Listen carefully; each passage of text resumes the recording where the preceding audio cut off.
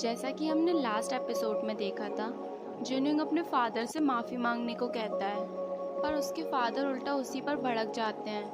वो कहते हैं शायद मुझे ही कोई गलतफहमी हो गई थी कि मैं यहाँ तुम्हारे लिए आया। मैं तुम्हारा वेट कर रहा था कि तुम एक दिन वो बुक लेने मुझसे ज़रूर आओगे, जिसकी वजह से मैंने उसे अपने आप से कभी दूर नहीं किया।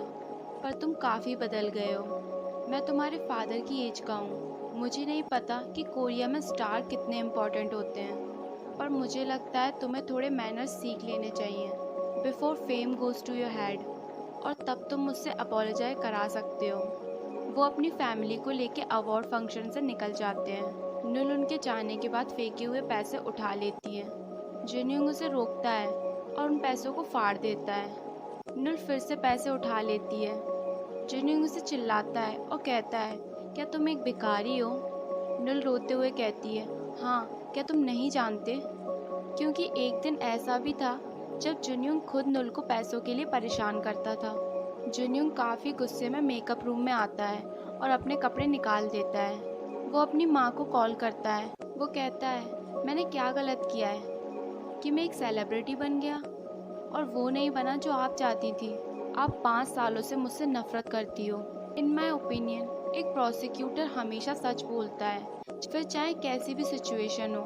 पर मैं वैसा नहीं हूँ। मैंने कितनी बार आपको बताया, आई डोंट क्वालिफाई। अगर मुझ जैसा आदमी एक प्रोसिक्यूटर बन गया तो पावरलेस और poor people like you can't survive in Korea. सभी लोग जुन की तरफ देखने लग जाते हैं। जुन की माँ उसे कहती हैं, तुम्हारे अंदर क्वालिटी है। तुम्हें याद है तुमने एक बार एक लड़की को बुलिंग से बचाया था। जुनयूंग अपनी माँ से कह देता है, मैं इस अवार्ड को नहीं लूँगा। उसका मैनेजर उसे रोकने की काफ़ी कोशिश करता है, पर जुनयूंग नहीं मानता।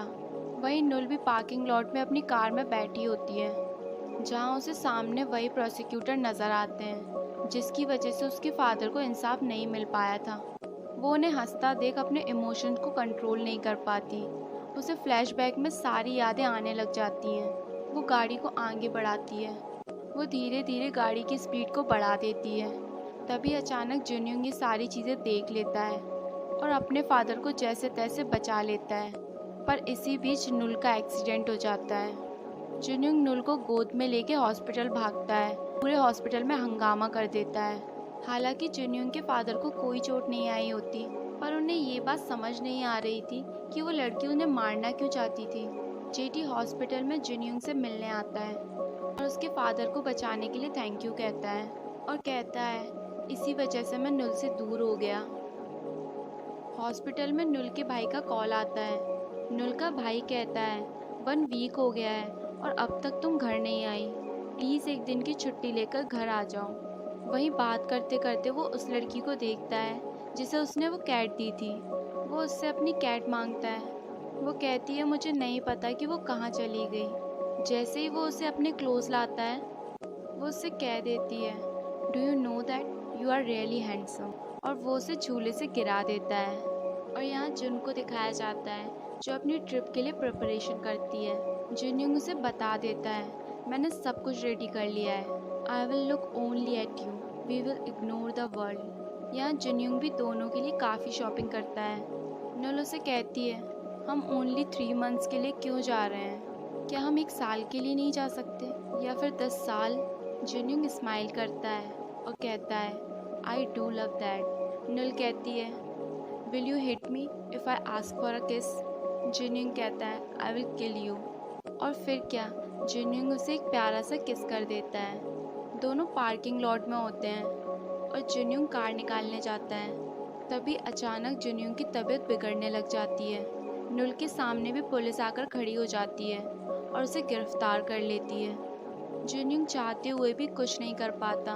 उसमें इतनी ताकत भी नहीं होती कि वो उठकर खड़ा हो सके, पर फिर भी वो उठकर खड़ा होता है और पुलिस की कार का पीछा करता है। जुनयूंग जैसे तैसे अपने घर पहुंचता है और अपनी दवाई लेता है। वहां उसका मैनेजर उसे उसके रूम में बंद कर देता है और बाहर नहीं आने देता। वो कहता है, तुम उस लड़की की वजह से अपनी लाइफ खराब कर रहे हो, जो कि मैं होने नहीं दूंगा। नुल से काफ़ी हार्ड इन्वेस्टिगेशन की जाती है। वहीं दूसरी तरफ एक रियल कल्प्रिट को हंसी खुशी दिखाया जाता है। क्या हम मान सकते हैं कि पैसे के दम पर कुछ भी किया जा सकता है।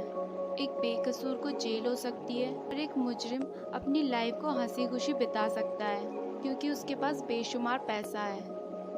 यहाँ जेटी अपनी माँ से काफ़ी नाराज़ होता है क्योंकि उन्हीं की वजह से आज नुल जेल में है। वो कहता है, क्या इतना सब करने के बाद भी आपका मन नहीं भरा? अब क्यों उस लड़की के पीछे पड़े हो? दोनों की सारी बातें जेटी के फादर सुन लेते हैं और उस नाम को याद करने की कोशिश करते हैं। वहीं नुल का भाई जैसे तैसे जुन्यूंग के घर के बाहर आ जाता है और रो रो कर जुन्यूंग से हेल्प मांगता है। वो कहता है, एक तुम ही हो जो नुल को बचा सकता है, प्लीज़ उसे बचा लो। जुन्यूंग की आंखों में भी आंसू होते हैं और वो बेचारा भी अपने हालातों से मजबूर है। जुन्यूंग के वकील का कॉल आता है। वो उसे नुल को बचाने के लिए कहता है पर उसका वकील साफ इनकार कर देता है। वो कहता है, मैं क्या, कोई भी वकील इस केस के लिए नहीं लड़ेगा। जुन्यूंग को जैसे ही होश आता है वो अपनी माँ को कॉल करता है। उसकी माँ तुरंत उसके घर में पहुँचती है। अपने बेटे की ऐसी हालत देखकर उसे काफ़ी गुस्सा आता है। वो उसे हॉस्पिटल ले जाने को कहती है पर जुन्यूंग ऐसी हालत में भी नुल का नाम लेता है और कहता है, मुझे नुल से मिलना है, मैं नुल को देखना चाहता हूँ। वहाँ दूसरी तरफ नुल भी अपने आप को काफ़ी अकेला महसूस करती है।